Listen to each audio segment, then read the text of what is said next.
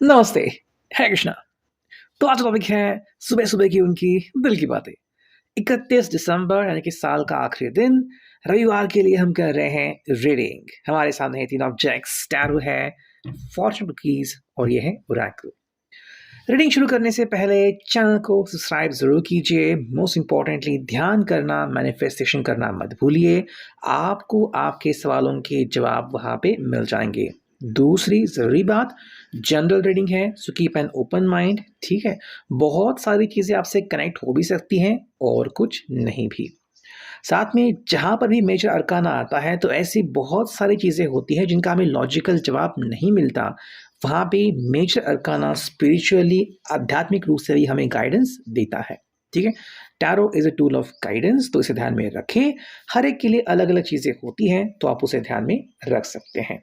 चलो करते हैं रीडिंग की शुरुआत। जहाँ पर भी राशियाँ एप्लीकेबल होती हैं, चाहे फिर वो हिंदी में हो या फिर इंग्लिश में, हम कोशिश करते हैं आपको वो सब बताने की। ठीक है, लेट्स कनेक्ट टू इट। चलो करते हैं कार्ड्स की शफलिंग। पहला ही कार्ड आ गया जो कि है प्रिंसेस ऑफ वॉन्ड्स, एरीज, लियो, सैज, मेष, सिंह, धनु राशि। दूसरा कार्ड आ गया है seven of cups, cancer, Scorpio, Pisces, कर्क, वृश्चिक, मीन राशि। तीसरा कार्ड है टेन ऑफ कप्स, ठीक है, बहुत ही खुशहाली भरा कार्ड। फोर्थ कार्ड है द चैरियट, कर्क राशि, कैंसर। फिफ्थ कार्ड है द सन, ठीक है। 5 कार्ड मिले हैं, एक दो और कार्ड हम ले लेते हैं जो कि है सिक्स ऑफ कप्स एंड दूसरा जो कार्ड है वो है एट ऑफ वॉन्ड्स, ठीक है। सो एट ऑफ वॉन्ड्स भी हमें मिला है, साथ में हमें क्या मिला है, तो ये है six of cups. I hope कि आपको सारे कार्ड्स दिख रहे होंगे, ठीक है। तो मैं यहाँ पे रखता हूँ ये सारे cards. Let's connect to it.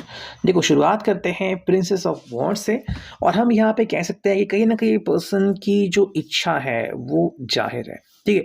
आपके साथ मिलके वो सेलिब्रेशन करना चाहता है, आपसे मिलना चाहता है और अपनी जो भी दिल की बातें हैं वो आपके रूबरू रखना चाहता है कि भाई ये ऐसा फील कर रहा है, इसे ऐसी चीज़ें लग रही है, ये आपके बारे में ऐसा सोच रहा है, आप क्या सोचते हो, ठीक है। ये उनके लिए काफ़ी ज़रूरी है बिकॉज आप अगर इनके पैशन को समझे, इनके बातों को समझे, इनके जज्बातों को समझे तो फिर इनको अंडरस्टैंड करना काफ़ी क्लियर हो जाएगा। मतलब इनका मकसद क्या है, ये किस मोटिव से आगे बढ़ रहे हैं, ये आपसे आखिर कौन सी बात करना चाहते हैं, ये सारी चीज़ें आपको काफ़ी हद तक क्रिस्टल क्लियर हो जाएगी। लेकिन यहाँ पे एक चीज़ है जो कि है सेवन ऑफ कप्स। आप तक पहुँचे कैसे या फिर आपके सामने अपनी बातें रखे कैसे, इनके सामने ढेर सारे ऑप्शंस हैं। हाँ, यहाँ पे ये भी ऑप्शन आता है कि अगर कोई पर्सन आपके पास कम बैक करना चाहता है तो क्या वो कम बैक करे या फिर फ़िलहाल के लिए जहाँ पे वो है आपसे दूर वहीं पे रहे। बिकॉज़ देखो ये सिचुएशन के ऊपर डिपेंड होता है। सेकंड में लग सकता है कि हाँ, मुझे तो कनेक्ट होना चाहिए। सेकंड में लग सकता है कि नहीं, मैं जहाँ पे हूँ वहीं पे ठीक हूँ बिकॉज़ पुरानी यादें फिर याद आती हैं। हालाँकि यहाँ पे एक और कार्ड है जो कि है 10 ऑफ कप्स। यानी कि भई या तो ये पर्सन आपके साथ ऐसा जीवन पहले जी चुका है या फिर फ़िलहाल वो ऐसा जीवन जी रहा है और इसी जीवन की मंगलमय कामना कर रहा है कि आपके साथ बिताया हर पल उनके लिए जो सुहाना है, वही सुहाना पल उसे हर दम, हर दिन मिलता रहे, ठीक है? हालाँकि कुछ ऐसे कपल भी आपने देखे होंगे या फिर आपके साथ भी शायद अगर ऐसा हुआ हो कि आपने बहुत अच्छे दिन देखे थे, लेकिन फिर कुछ बुरे दिन देखे या फिर कुछ बुरा बर्ताव देखा, जिसके कारण अब आप आज वो सेपरेट है और आप सेपरेट हो। हालाँकि अगर आप साथ में हो तो काफ़ी बढ़िया बात है। यहाँ पे है द चैरियट। तो अगर दोबारा से जुड़ना है तो कैसे जुड़े या फिर अगर दिल की बात करनी है बिकॉज़ ये है कर्क राशि यानी कि भाई वाटर साइन, तो कैसे अपनी दिल की हालत आपको बता दे कि आपको कितना मिस करते हैं, कितना आपके लिए तड़पते हैं, फिर आपको कैसे बताएं कि वो एग्जैक्टली क्या फील करते हैं आपके बारे में। यहाँ पे आई थिंक इस पर्सन को नहीं समझ में आ रहा, किसी कश्मकश से ये पर्सन गुजर रहा है और ये दौर हम यहाँ पे क्लियरली देख सकते हैं बिकॉज देखो शुरुआत तो है प्रिंसेस ऑफ वॉन्ड्स है, तो हाँ इसमें पैशन तो है, इसमें कोई दो राय नहीं है।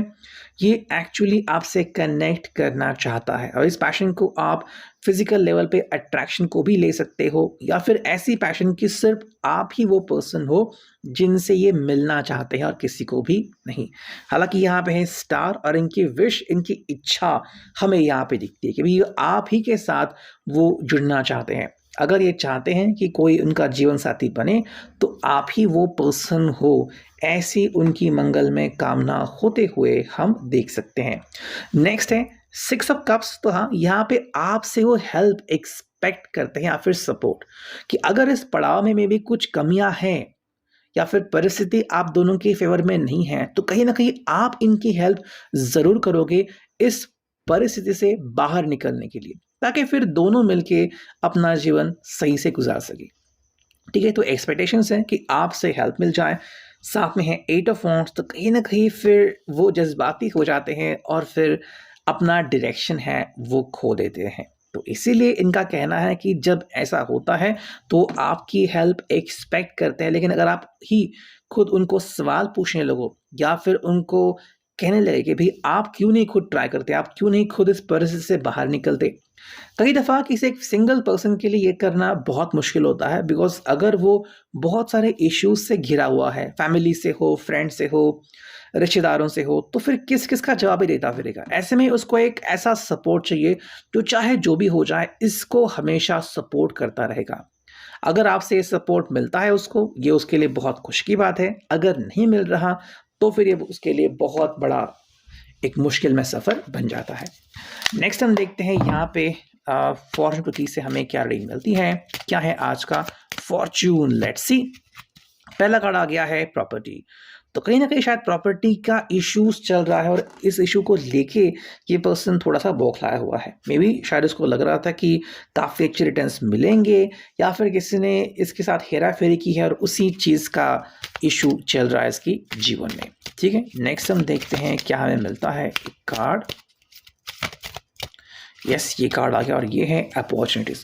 ये पर्सन एक्चुअली अपॉर्चुनिटीज़ ढूंढ रहा है कि चाहे जो हो जाए मुझे एक तो मौका मिले अपने आप को साबित करने का। ठीक है, एक ऐसा मौका जो वो ढूंढ रहा है और अगर इसे ऐसा मौका मिलता है तो वो अपनी काबिलियत आपके सामने रख सकता है। काफ़ी से लोग हमने देखे हैं कि जिनको मौका ही नहीं मिलता, या फिर मौका मिलने के बावजूद परिस्थिति इतनी बिकट या खराब होती है कि वो उसमें कुछ कर नहीं पाते। तो ऐसे में ये कहना कि इस पर्सन में काबिलियत थी ही नहीं, ये गलत होगा और वही बात ये आपके सामने रख रहे हैं।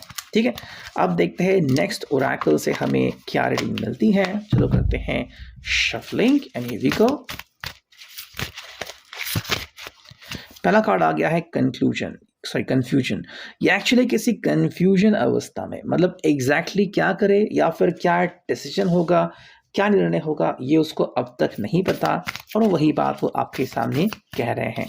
दूसरी जो बात है वो है इमोशनल। काफ़ी ज़्यादा इमोशनल हो रहे हैं ये पर्सन, एंड यही एक रीज़न है कि क्यों वो आपसे दोबारा से कनेक्ट करना चाहते हैं। इनका जो इमोशनल नेचर है ये उनको आगे बढ़ने के लिए प्रोत्साहित कर रहा है। एक और कार्ड देखते हैं हम, और ये है भाई लाइंग टू योरसेल्फ। कहीं ना कहीं थोड़ा बहुत झूठ भी खुद से बोल रहे थे कि परिस्थिति बहुत ही जल्द ठीक हो जाएगी। मे बी इनको पता है कि परिस्थिति शायद इतनी जल्दी ठीक नहीं होने वाली, या फिर आप इनको जल्दी माफ़ नहीं करने वाले, बट ये आशा नहीं छोड़ रहे हैं और कह रहे कि भाई चाहे जो हो जाए मैं तो अपनी मंजिल पाके ही रहूँगा। सो ये आज का reading, I hope it will resonate.